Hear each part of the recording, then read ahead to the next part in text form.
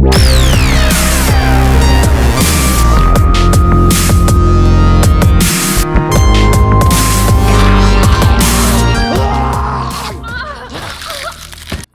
and welcome to Real Fake Guns, the only show that takes a look at firearms in video games to see if they're true to their real-life counterparts. And in today's video, we're taking a look at Resident Evil 2's SLS-60.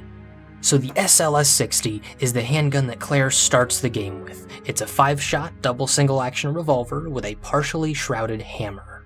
Now, the 60 in SLS-60 would indicate that it's based off of a Smith & Wesson Model 60. However, this is not the case, as the Model 60 has an entirely unshrouded hammer and a few other minor differences that are not present on the particular revolver that Claire uses. Instead, this is actually the Smith & Wesson Bodyguard 38. Now, it could also be a 649-2 model from Smith & Wesson, however, I believe it is the Bodyguard until later when it is upgraded by the fake frame and cylinder upgrade. And we'll take a look at that upgrade later.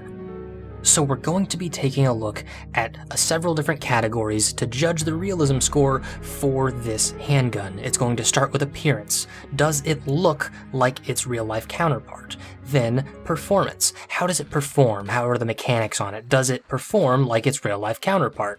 And then lastly, we're going to take a look at general circumstances surrounding the use of it. Does it make sense that this particular character would be using this firearm? So first, the appearance. Well, they actually did a very good job making this handgun look like either a 649-2 or a Smith & Wesson Bodyguard 38. But again, we're going to focus on that Bodyguard 38 for the first version of this revolver until we upgrade it later. So you'll notice it's got a partially shrouded hammer, which can be used in double or single action mode, where you leave it uncocked, and when you pull the trigger, you're cocking the hammer and then releasing it on a very long, heavier trigger pull than if you were to manually cock that hammer back and then have a much lighter, more crisp single action trigger pull, which can't really be seen in a video game, but that's more than understandable because they can't add an entirely separate button and shooting mechanics for you to manually cock that hammer back. And most people are going to be using this revolver in a defensive situation in double action only mode, so no harm done there. But let's take a peek at the rest of its appearance. Is the grip right? Well, you'll notice that it has an extension on the front strap of the frame there that's not usually present, but there are examples of this being present on revolvers, so it is technically in the realistic category. However, it is in more of the fine-tuned, customized parts for people with larger hands who don't like that smaller grip that you get with these small J-frame revolvers. And you'll also notice the latch for the cylinder is that very classic Smith & Wesson style latch, and so that is actually the first thing that you might use to identify the brand of this revolver. So they did a fantastic job there in making it look exactly like your stereotypical Smith & Wesson cylinder release latch. You'll notice the cylinder is fluted, just like it would be on the real counterpart of the Smith & Wesson Bodyguard 38, and the barrel looks quite fantastic. And you'll also notice here on the sights where it's got a front sight post, and then there's actually no rear sight added onto the frame, it's actually cut into the frame. This is actually a very popular way of doing the rear sight on smaller J-frame revolvers. It saves on materials, it points very naturally, and it works quite well in general. So this revolver holds up very well in the appearance category, but can it hold its own in the performance category? Well, let's take a look. So this revolver is chambered in 9mm Luger, which would be realistic except for the upgrade later. So to chamber a rimless cartridge in a revolver, you have to use something called moon clips. There are half moon clips and there are full moon clips. This is generally a very old thing. Most people today don't know what moon clips are because they're a thing of the past, but you can still use them to good effect today if you'd like to have a revolver but still have it chambered in that familiar 9mm Luger. So it would be realistic, except for the upgrade later that allows you to chamber both 9mm and .357 Magnum in this revolver. So this would be realistic if they stuck with the standard 38 special chambering that the real-life counterpart is chambered in. Now they did this to homogenize the standard handgun ammunition category, but it does take away from realism, so this is actually going to be a pretty big hit on the realism score for this revolver. So when you have a revolver, let's say chambered in 357 Magnum, which is what you would do with this upgrade, you could still shoot 38 Special out of it just fine, because 38 Special is nothing more than a shorter version of 357 Magnum. It's a little bit less powerful, and so a chambering that's made to withstand the chamber pressures and the strength of the 357 Magnum cartridge will handle 38 Special just fine, no problem. However, to fit a 9mm in here, you'd have to have completely different dimensions, and so this does not hold up. So what about the rest of performance? Things like how does she reload, how is the recoil impulse, how is the damage?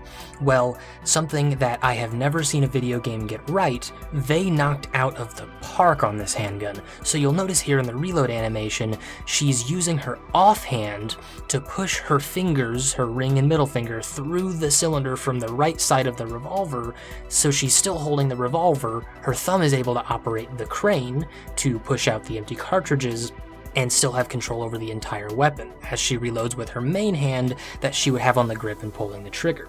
This is proper revolver etiquette. It controls your revolver safely, and it keeps the crane safe. So a lot of people will tell you that a revolver does not malfunction, it's way more reliable than a semi-automatic handgun, and this is complete bogus. So the crane of a revolver, this little rod here sticking out, it holds the cylinder in place, it keeps it centered properly. If this is damaged at all, your revolver goes from a fantastic firearm to a paperweight. It will not function at all unless that crane is in perfect condition. But her reloading etiquette is conducive to proper crane health, and so they did this very well, and this is something that I would love to see more people on the range do when I see them bring out revolvers.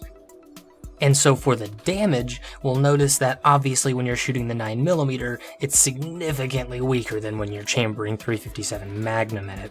And this is quite realistic. It would significantly reduce the amount of shots required to drop a target if you chamber it in a larger, more powerful cartridge like 357 Magnum. So far in performance, they are knocking it out of the park to compensate for their previous mistakes. So now let's take a peek at the general circumstances surrounding the use of this SLS 60 or Smith & Wesson Bodyguard 38 / Smith & Wesson 649.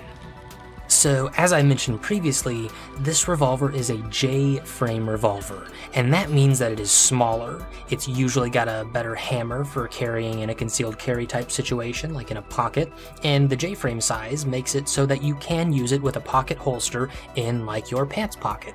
It's a fantastic gun that's light, it's got a partially shrouded hammer so it's not going to catch on your clothing if you do need to draw it, and it weighs less than some other chunkier guns that you could be carrying.